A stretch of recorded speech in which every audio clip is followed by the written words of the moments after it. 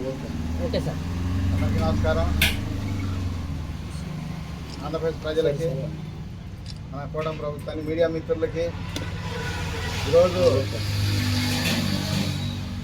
ఏరువాక పౌర్ణమి సందర్భంగా, అలాగే ముఖ్యంగా మన ఈ యొక్క ఏఆర్ఎస్ పార్టీ జేకేఆర్ 365 రోజులు రైతు రిలే నిరసన దీక్ష కొనసాగడం జరుగుతూ ఉంది.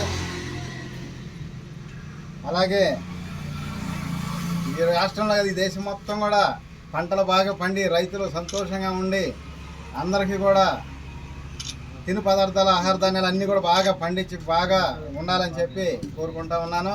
వ్యాపారస్తులు కానీ, రైతులు కానీ, రైతు కూలీలు కానీ, ముఖ్యంగా మన మీడియా మిత్రులందరికీ కూడా నమస్కారం అండి. ఒకసారి అయితే ఈ యొక్క సెకండ్ కూలింగ్ మీద ఇంకా ఎటువంటి స్పష్టత అయినా హామీ రావట్లేదు. వాళ్ళు డబ్బులు ఇవ్వకుండా ఊరికి తీసుకొని ఏదో రూపాయికి 10 రూపాయలకి అమ్ముకుందాం అనే ఆలోచనలోనే బినామీ కంపెనీ తీసుకొస్తున్నారు తప్ప, మరి పక్క రాష్ట్రాల్లో కూడా 237 కోట్లకి 300 కోట్లకి ఆ విధంగా భూములు అమ్ముకుంటా ఉన్నారు ఏలపాట పెట్టి. మరి మన రాష్ట్రంలో మాత్రం దౌర్భాగ్యం ఏంటంటే రైతుల భూములు వరకు ఇవ్వాలి, ప్రజల డబ్బులతోన్నామో ప్రజాధనంతో రోడ్లు వరకు వేసుకోవాలి, వాళ్ళు మాత్రం బినామా కంపెనీకి 10 రూపాయలకి అమ్ముకోవాలి. అంటే నాకే ఏ పార్టీ ఏ నాయకుడు వ్యతిరేకం కాదు, మీరు చేస్తున్న పనులు మాత్రం బాగోలా. మీ యొక్క కూటమి ప్రభుత్వం, ముఖ్యంగా టీడీపీ దౌర్జన్యం దాడులు నేను చెప్తున్నా ఒకే రకంగా ఉండదు. కోటల నుంచి టీడీపీ జెండా పీకేసి వైసీపీ జెండా పాతి టైం వచ్చింది. దాంట్లో ఆ రోజు మీకు ఉంటుంది మామూలు కాదు. ఎందుకంటే మీరు మీకోసం పనిచేయట్లా, లక్షల కోట్లు దోసుకోవడానికి పనిచేస్తున్నారు. మీరు అందరిలాగే రాజకీయాలు చేసుకోవచ్చు కదా, ప్రత్యేకంగా మీరు దాడులు రాజకీయాలు దేనికి? దొంగ రాజకీయాలు, దోపిడీ ప్రభుత్వాలు అవసరం మీకు? ఏ విధంగా టార్చర్ చేస్తున్నారో జనాల్ని రాష్ట్రంలో నేను బాగా మొత్తం చూస్తూనే ఉండా. మళ్ళీ తిరిగి బాల్ మనం ఎంత స్పీడ్తో కొడితే రెట్టింపు స్పీడ్తో మళ్ళీ అదే స్పీడ్తో మీకే తగిలిద్ది. అర్థం చేసుకోండి. ఎందుకు చెబుతున్నానంటే ఈడ రాజధాని అమరావతి అంటే ఎవడప్ప సొత్తు కాదు, ఇది కులం పార్టీ కాదు, లేకపోతే ఒక కులం రాజధాని కాదు. ఆంధ్రప్రదేశ్ రాజధాని అంటే 5 కోట్ల మంది ప్రజల రాజధాని, ప్రజా రాజధాని. అన్ని రాష్ట్రాల్లో అన్ని పార్టీలు కలిసి పనిచేసుకుంటున్నాయి. ఈ దౌర్భాగ్యం ఈ రాష్ట్రంలో ఏం గత్తర వచ్చిందని అన్ని పార్టీలు కలుపుకొని పనిచేసుకోవచ్చుగా. నేను నా పార్టీ నా కులం కాదు ఇక్కడ కావాల్సింది. ఇక్కడ 5 కోట్ల ప్రజలు జనం ఉన్నారు, 5 కోట్ల మంది ప్రజల మనోభావం దెబ్బతిన్నాయి. మాట్లాడితే మా పార్టీ, మా రాజధాని, మా అమరావతి ఏం మాది కదా, అందరిది కదా. ఏమో మీరు 5 ఏళ్ళు దీక్ష చేశారు, ఏం సాధించారు చెప్పండి. నేను ఒక్క సంవత్సరంలో జగన్ గారిని విశాఖ నుంచి విజయవాడ తీసుకొచ్చా, కర్నూలు నుంచి గుంటూరు తీసుకొచ్చా, మావిగన్ పేరుతో. ఆల్రెడీ మచిలీపట్నం అంటే ఔటర్ రింగ్ రోడ్ ఆడదాపు అయింది, డెవలప్ అయింది. అక్కడ మామూలుగా ఇది ఉంది కాబట్టి బోర్ట్ ఏరియా, ఓకేనా. అయితే మీరు 5 ఏళ్ళలో ఏం సాధిలేకపోయారు, నేను ఒక్కేళ్ళు సాధించా, ఒక్కడిని సాధించా.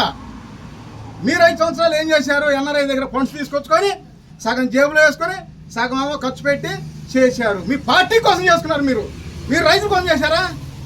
రైతుల కోసం చేస్తే ఆనాడు అఖిలపక్ష సమావేశం ఏర్పాటు చేసి జగన్ ఒప్పియాలి చేశారా మీరు? అదే రాజకీయం తెలుసా మీకు? 40 ఏళ్ళు 50 ఏళ్ళు అనుభవం అన్నారు, మీకు తెలుసా? అపోజిషన్ నాయకుడిని పిలిచి మాట్లాడుకునే అవకాశాలు లేవా మీకు? మోడీ గారు వినలేదంటాడు. మరి మోడీ గారు ఇప్పుడు ఎట్టున్నాడు చెప్పండి? అంటే మీరు రాజకీయ స్వార్థాల కోసం అయితే మోడీ, పవన్ కళ్యాణ్ అందరూ వింటారు. అదే కానీ మామూలుగా ప్రజల కోసం, రైతుల కోసం అయితే వినరు వాళ్ళు. ఈ విధంగా 1 కాదు 2 కాదు, నేను అన్నీ చూస్తూనే ఉండా. ప్రతి క్షణం ప్రతిరోజు అన్నీ గుర్తుపెట్టుకొని చూస్తున్నా. ఎప్పుడు ఏం చేయాలో చేస్తా. ఒక గ్రామ రాజకీయం ఎంతో, ఒక రాష్ట్ర రాజకీయం కూడా అంతే, ఒక జాతీయ రాజకీయం కూడా అంతే. పెద్ద సమస్య ఏం కాదు. నేను 1 ఎకరం చేసినా అదే కష్టం, 100 ఎకరాలు చేసినా అదే కష్టం. కాకపోతే ఎకరం చేస్తే నేను పని చేసేవాడిని, 100 ఎకరాలు చేస్తే 100 మంది చేత పని చేయించేవాడిని. రాజకీయం కూడా అంతే. నాకే పెద్ద సమస్య కాదు ఇవన్నీ. ఎక్కడికి వెళ్ళాలో ఏం చేయాలో తెలుసు, చేస్తా, వెళ్తా, నిరూపిస్తా. ఇది ఈ రాష్ట్రంలో పేదోడు సీఎం అవ్వగలడు అని చెప్పి నిరూపిస్తా. ఎస్సీబీసీని సీఎం చేసి తీరుతా ఈ రాష్ట్రంలో. చూసుకొని కావాలంటే అయి తీరిద్ది. సెంటు భూమి లేనప్పుడే 100 ఎకరాలు చేయాలని ఆలోచించేవాడిని, చేశా.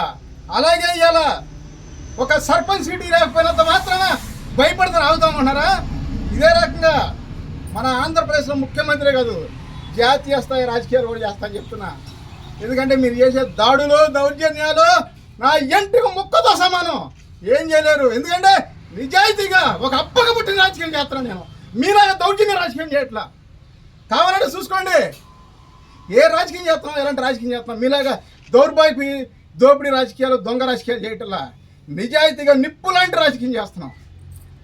ఎందుకంటే నేను నిజాయితీగా ప్రజల కోసం కష్టపడి పనిచేయాలి, ప్రజల్ని సీఎం చేయాలి.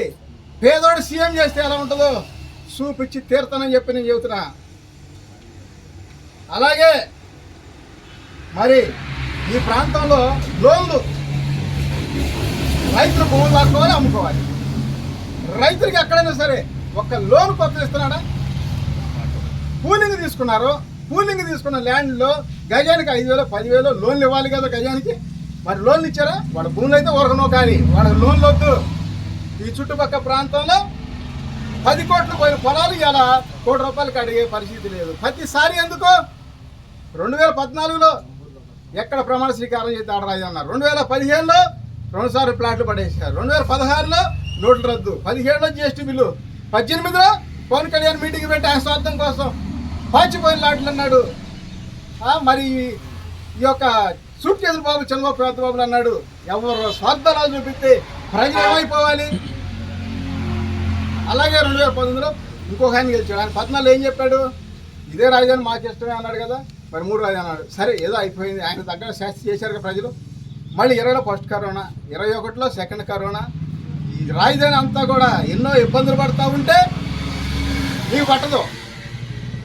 పోయి చేపల కూర తిప్పుకోను, కుర్తి నీళ్ళు తిప్పుకోను, చేపల కూర వండ. నేను చిన్నప్పుడే పని చేసుకోలేదా? లేదా మీ నాన్న మేమ్మ పని నేర్పలేదా మీకు? ఇప్పుడు అవసరమా? కళ్ళు దాగా తాటి ముంజలదేనా?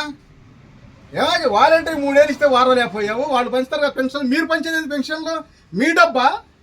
ఎవడబ్బా సొత్తు? మీరు చేస్తే ప్రజలకు కష్టం అయ్యేది, ప్రజలు కట్టిన ట్యాక్స్లు అయ్యాయి, వాడు పంచుకుంటారా? మీరు పంచేది మాట్లాడితే డబ్బులు 1 కాదు 2 కాదు, మొత్తం టోటల్ తప్పు. ఏదో రోజు ఉత్తరప్రదేశ్లో ఎస్పీ బీఎస్పీ పోయి బీజేపీ ఎలా వచ్చిందో ఈ రాష్ట్రంలో కూడా ఇలాగే ఈ కుల రాజకీయాలు మండిపోయి మళ్ళీ ఏదో ఒక కొత్త పార్టీ మాలంటలు వచ్చి ఈ రాష్ట్రానికి న్యాయం జరిగింది. ఆ రోజు ప్రతి కుటుంబం 10 కోట్ల ఆస్తి పనులు అవుతారు, అయి తీరుతారు. చూడండి, కావాలంటే సాధ్యం అనుకుంటే ఏదైనా సాధ్యమే, సాధ్యం కాదు అనుకుంటే ఏది సాధ్యం కాదు. ఎందుకంటే నేను చాలా రకాలుగా చూస్తున్నా. ఏదో ఉడత ఊపులకి బెదిరింపులకి భయపడి మానేస్తాడు పార్టీ అనుకున్నారు. కావాలా ఎక్కడ భయపడను, బాధపడను, ఇంకా ఆలోచన పెరుగుతాయి. మీరు ఒక్కొక్క మాట అనేటప్పుడల్లా నాకు 100 రకాల ఆలోచన పెరుగుతాయి. ఈ రాష్ట్రంలో కొన్ని 100 మంది ఉన్నారు 1,00,000 కోట్ల ఆస్తిపరులు.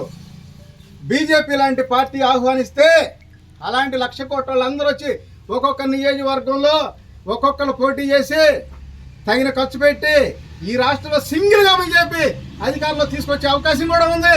నేను చెప్తున్నా గర్వంగా, ఇది పెద్ద సమస్య కాదు ఈ రాష్ట్రంలో. ఎందుకంటే ఈ కుల రాజకీయాలు పోవాలంటే ఈ రాష్ట్రంలో, ఈ దౌర్జన్యం దోపిడీ ప్రభుత్వాలు పోవాలంటే సింగిల్గా బీజేపీ రావాలి ఈ రాష్ట్రానికి.